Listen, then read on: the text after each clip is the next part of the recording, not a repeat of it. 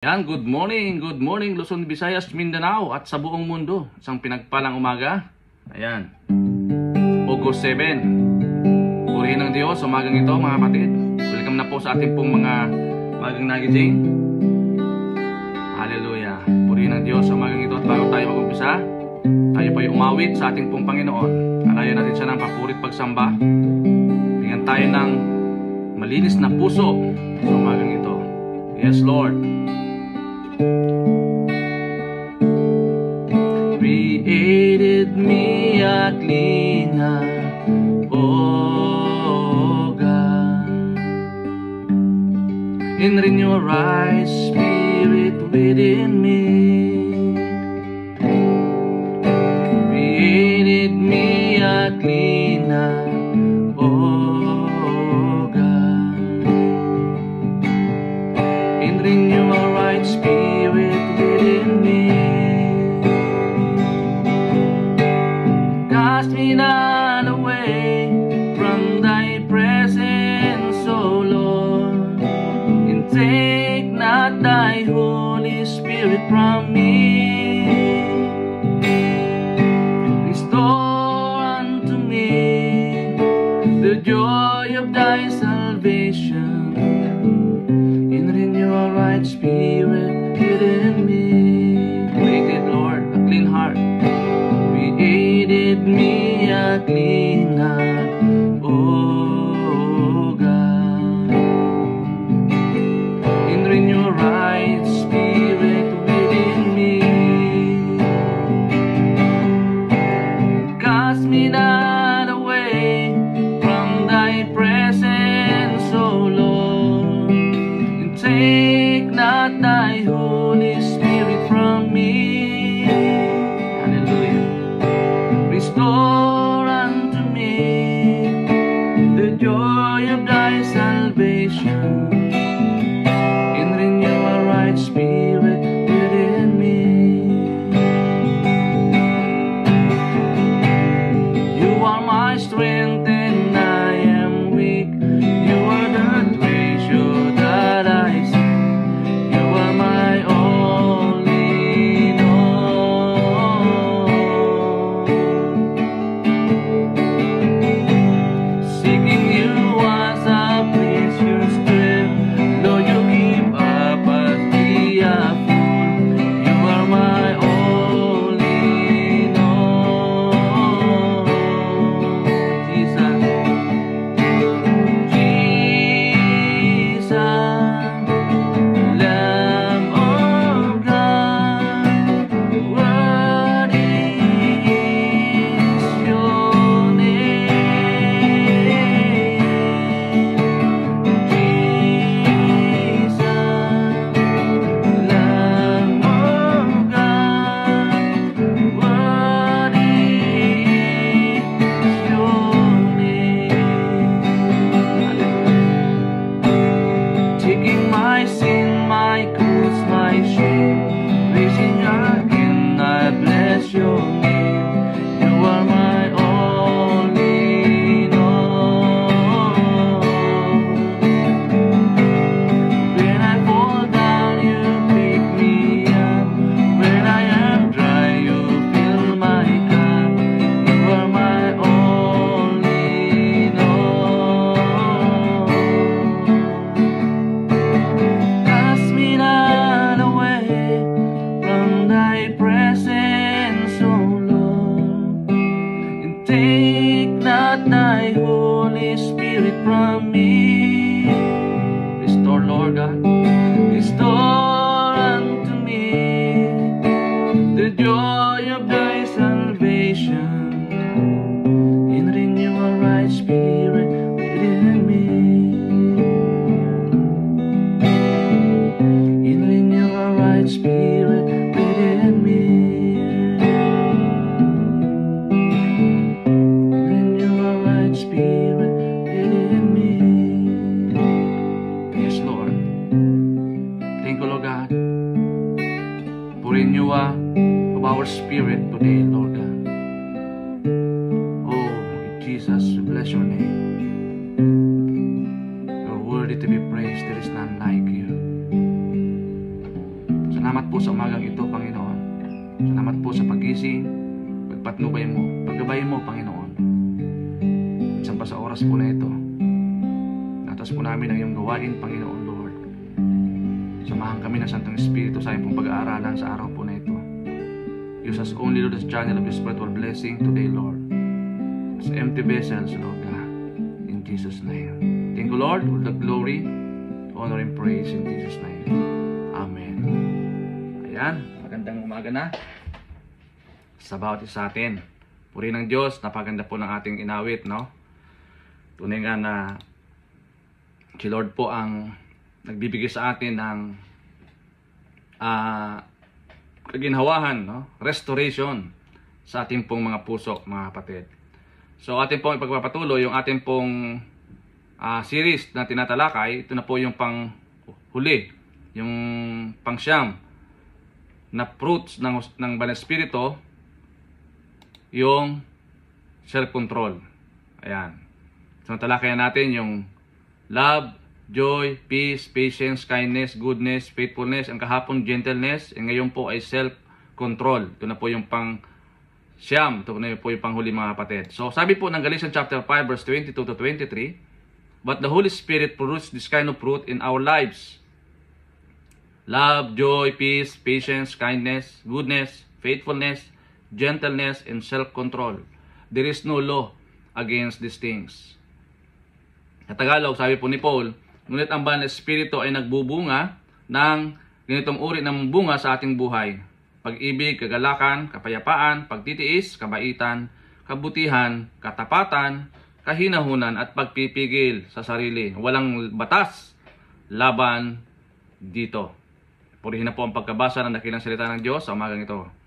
Sabi nga po ni Paul, no? The fruit of the Holy Spirit are described in Galatians chapter 5 verse 22 to 23 refers to 9 virtues or qualities that are believed to be the result of the Holy Spirit work in a believer's life. No, trabaho po ng Santong Espiritu. These are the 9 fruit na ating pong tinalakay, mga kapatid. And sabi nga po niya, according to the scripture, these fruit are to become the dominant characteristics in the Christian life as they journey to become more like Jesus. No, ang pinaka-purpose po nito, mga kapatid, ay to become like Jesus. No? Hindi natin kakayanin to, mga kapatid, without the presence of the Holy Spirit, without the conviction, or without the help of the Holy Spirit sa ating pong buhay, mga kapatid. Kaya napakahalaga na taglay-taglay natin, no? Ang bawat fruit na ito sa ating pong buhay, at kailangan tayo po ay guided, no, ng Banal na Espiritu. So ngayon pong umaga, yung panghuli po, yung self-control, sabi po dito, it's the ability to regulate one's impulses, emotion, and behavior to achieve long-term goal, resist temptation, and align with personal values. It's about choosing what's beneficial in the long run over immediate gratification. May pagsasakripisyo talaga, no, mga kapatid. Kasi sabi po sa Tagalog, ang kakayanang kontrolin ang mga mapupusok na emosyon at pag-uugali ng isang tao upang makamit ang mga pangmatagalang layunin. Long term. Labanan ang mga tukso at iayon sa mga personal na halaga. Ito ay tungkol sa pagpili kung ano ang kapakipakinabang sa pangmatagalang kaysa sa agaran. Tanda natin na the ability to restrain one's desires in action, especially in the face of temptation or strong emotion. Merong pagpipigil, no? Yung nakokontrol niya, no, mga kapatid, na napipigilan niya yung mga impulsive emotion, yung mga mapanira emosyon. 'Di ba? Nag-iisip-isip muna siya. Tanda natin, mga kapatid, ang goal po nito ay makontrol yung mapupusok na emosyon sa pangmatagalang layunin, no? Hindi po ngayon mabait ka, bukas maya-maya galit ka na naman. Ngayon mabait ka na naman, bukas magalit ka na naman. Yung paulit-ulit na cycle. So kailangan, mga kapatid, ito po ay mawala yung ganitong klaseng emosyon. Maya-maya nag-i-spark ka, hindi mo na kayang kontrolin, no? Lalo na kapag tayo po ay mainit yung ulo natin. Kaya sabi po ng Proverbs 16:32, sabi po ni Solomon, no? Better a patient person than a warrior, one with self-control than one who takes a city. Sabi naman po sa ESV, whoever is slow to anger is better than the mighty, and he who rules his spirit than he who takes a city. Sa Tagalog, mas mabuti ika nga ang isang taong matiyaga kaysa isang mandirigma, isang may pagpipigil sa sarili kaysa isang kumukuha ng isang lungsod. Kaya napakahalaga mga kapatid, marami po ang mga nahuhulog sa bitag ni Satanas dito po sa pangsyam na ito ng prutas ng Banal na Espiritu, yung self-control. Kasi ang nature ng tao ay madaling mag-spark, madaling kumulo, no? Ang dugo. 'Di ba? Sana maiwasan natin yung mga road rages sa kalsada. Kung tayo po ay merong pagpipigil, may self-control tayo sa sarili, no? Na hindi basta-basta kaagad nag-i-spark yung galit natin. Dapat hinihimay-himay natin. Kailangan yung grace ng Panginoon maranasan natin at ipadalas din natin sa iba, no? Sa both parties, no? Kailangan naroon agad yung pagpapatawad, no? Hindi hamunan kundi pagpapatawad, mga kapatid. Grace and truth. 'Di ba? Dapat mauuna mo yan yung grace ng Panginoon. And after, yung katotohanan. Napakahalaga po yan, mga kapatid. So sabi po sa ating katuruan, no, sa ating punto sa umagang ito, number 1, controlling yourself is better than being powerful. Kasi nga, kapag hindi mo na-control ang sarili mo, maaari makagawa ka ng hindi maganda. At siya ang magdudulot ngayon ng kapahamakan mo. Kaya nga si Solomon, ang hiningi niya po sa Panginoon, hindi po karangyaan, hindi kayamanan, kundi katalinuhan, wisdom. Kasi alam niya yung kailangan ng tao eh. Kasi pag meron kang wisdom, punong-puno ka ng ideas, di ba? Magawa mo yung tama. Di ba? Sana nga ganun lahat ang mga nasa posisyon natin, no? Hiningi dapat sa Panginoon yung wisdom. Hindi yung yaman, yung mga physical o material na kayamanan dito sa mundo. Dapat yung karunungan na nagmumula sa Panginoon. And number 2, controlling yourself is better than controlling others. Kung tingnan natin si Alexander the Great, di ba? Great warrior from Greece. Talaga nakita natin yung kapangyarihan na meron siya. Paano niya na-control. Kasi dapat nagmumula po yan sa atin. Kailangan alam mo kontrolin yung sarili mo. Alam mo kung paano i-execute yung dapat gawin, yung tama, yung nasa proseso. Diba? Ang tao naman kapag nakitaan ka niya, sumusunod ka doon sa pamantayan ng Diyos, susunod yan eh. Diba? Pero pag nakitaan ka na sumasalungat ka doon sa kalooban ng Diyos, ay hindi mo siya na mapasunod. Dahil lumilihis tayo. Diba? Mahalaga mga kapatid na, sabi sa number 3, lack of self-control leads to regrets. Iyon po. Kaya wala naman pa talagang pagsisisi sa unahan eh. Laging ang pagsisisi ay nasa huli. Laging nasa huli yung pagsisisi. No? Yung aftermath na nangyayari. Kaya maigi, no? Bago natin talaga gawin, no? Pag-isipan ng mabuti, pagplanuhan ng mabuti, di ba? Ipag-pray, ipagkatiwala sa Panginoon para maging maganda yung end result, maging positibo yung resulta, maging progressive yung resulta, at maging kapaki-pakinabang, di ba? Yung resulta, mga kapatid. Kaya napahalaga na meron tayong self-control attitude. So, paano natin i-apply, mga kapatid? Number 1, as an application, be slow to anger. Napakahalaga mga kapatid na maunawaan natin. Sabi ko nga kanina, ang nature ng tao ay mabilis magalit. Mabilis kumulo ang dugo, no? Kaya maraming mga namamatay sa high blood eh. 'Di ba? Dapat naghihimay-himay, tayo. Dapat may grace, sa ating pong puso. Kaya nga, sabi natin, binasa natin sa Proverbs 16:32, sabi niya, mas mabuti ang isang taong matiyaga kaysa isang mandirigma. Isang may pagpipigil sa sarili kaysa isang kumukuha ng isang lungsod. Be slow to anger, mga kapatid.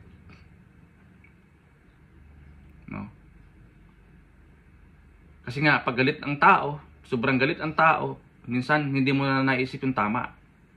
Kung ano na lang yung naisip mo na paraan, on the spot. Kaya minsan, kadalasan,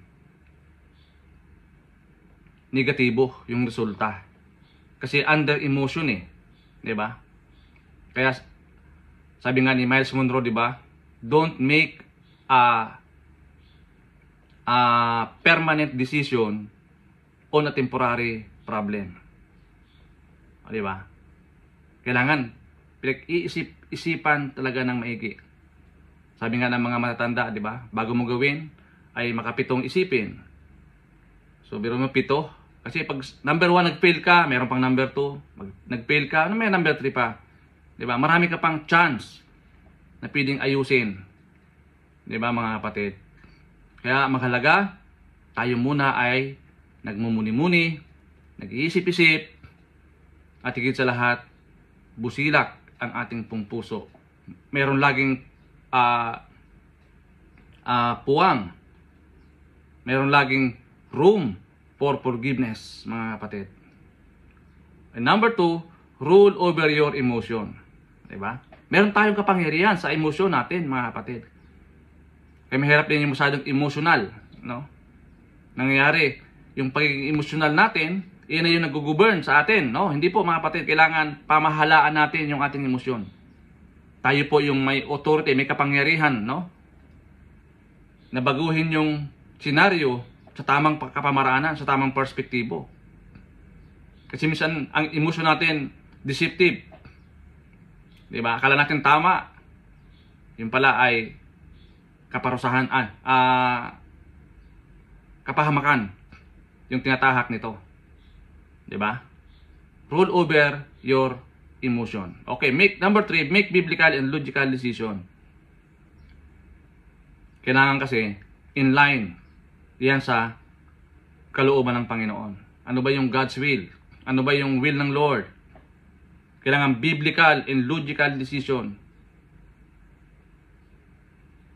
Di ba, mga kapatid? Para hindi tayo ma-deceive ng kaaway. Kailangan meron tayong hawak-hawak.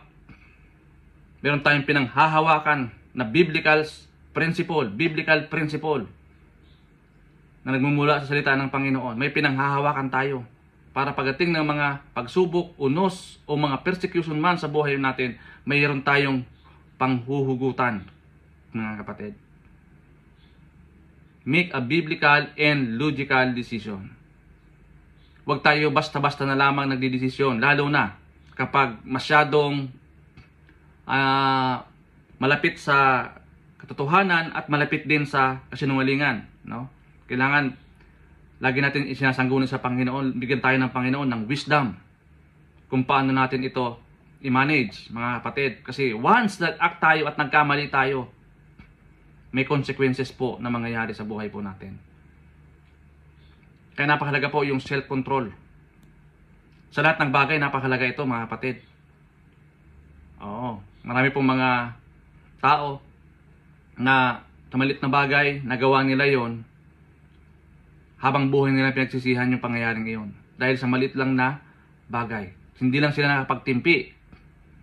Nakasalita sila ng hindi maganda doon sa kanyang kapitbahay o kaya sa kanyang katrabaho, anuman. Yun ang pinagmulan. Nag-spark yung gulo at marami pong nadamay. Kaya maingat po tayo, mga kapatid, lalo na kapag meron tayong ganitong klase ng emosyon o karakter. Yung madalas tayong nag-i-spark agad. So kailangan nagmumuni-muni tayo. Humihingi tayo ng habag at awa, grasya sa Panginoon. Hallelujah. Yun po yung number 3. Make biblical and logical decision. So, alam po natin na sa ating sariling kakayanan, hindi natin makakaya na kapagtagumpayan ang ganitong klaseng karakter kapag wala tayong self-control. Very deceiving, mga kapatid, no? Ito madalas ang ginagamit ni Satan na kanyang weapon para tayo ay hindi magtagumpay, no? Ito ang laging titingnan niya, no, mga kapatid. Kaya kailangan tayo po ay mapanuri, no? Lagi tayong nag-a-ask ng guidance ng Santong Espiritu sa ating pong buhay para ituro sa atin yung tama, no? I-guide tayo ng Santong Espiritu, mga kapatid. Napakahalaga yung fruit ng Holy Spirit, mga kapatid, sa ating pong buhay. Kailangan maranasan natin ito. Maging imminent ito sa buhay po natin. At makita ito ng mga tao na mayroon tayong ganitong klase ng fruit ng Banal Espiritu, mga kapatid, no? So, di ko naman sinasabing madali, no? Kaya kailangan talaga natin yung grasya ng Panginoon. Kailangan natin talaga yung pagsamo ng Santong Espiritu sa atin, na hindi natin kakayanin ito kung wala ang Banal Espiritu na maglilid sa atin, mga kapatid. Hindi po madali. So, yun po, mga kapatid, marami pong salamat. As a question to consider, why is it important for you to make biblical and logical decision? Kaya hindi po pwede bara-bara dito, no? Hindi pwede yung under emotion ka nung ka magdidesisyon. Hindi po. At bakit mahalaga para sa iyo ang gumawa ng mga desisyon sa biblical na kapamaraanan? Why? Because alam natin ang Biblia ang magtuturo sa atin ng tama. Ang Biblia ang mag-guide sa atin para hindi tayo ma-deceive. Ayan. Salamat po sa ating lahat, mga kapatid, na nag-tune in ngayong umaga. Salamat po at dalangin ko na bigay ito ng encouragement sa atin na bilang isang tunay na Kristiyano, mga kapatid. Dapat taglay-taglay natin yung pagpipigil sa sarili, no? Nag-iisip-isip muna tayo bago ating gawin. So, purihin ng Diyos. Salamat po sa bawat isa. Pagharian tayo ng Santong Espiritu sa araw po na ito. Maging matagumpay tayo sa lahat nating gagawin sa maghapon at samahan tayo ng Panginoon. Lahat ng ating gagawin, maging positibo, produktibo, at higit sa lahat, ingatan tayo ng ating pong Panginoon. Higit sa lahat ng ating pong emosyon. Lord, pinupuri ka namin, pinasalamatan sa araw po na ito, Panginoon. Aking pong dinadalangin, tinataas sa iyo, aking pong mga kapatid ngayon, nakakaranas ng karamdaman, Panginoon, Logan. Tunay nga, Lord, po nakakabatid ng kanila pong mga kalagayan ng umaga. Tunay nga, Lord, hipuin niyo po ang kanilang mga puso, balikat, katawan, padaloy, ang kagalingan nagmumula sa iyo. Lord God, salamat po. Comfort mo po sila sa mga oras po nito. Lord God, even Lord, sa aking pong mga kapatid na mayroon pang depression, anxieties, Lord God, sa kanilang mga buhay. Bigyan mo sila ng kapayapaan, Panginoon, sa kanilang mga puso sa araw po nito. Lord, salamat, pinupuri ka namin, pinasalamatan. Tunay nga, Lord, salamat po sa iyong salita. Namin pong napagbulay-bulayan sa umagang ito. Salamat, Lord, lahat ang papuri, pagluwalhati sa pangalan ni Jesus. Amen and amen. God bless po, mga kapatid. To God be all the glory.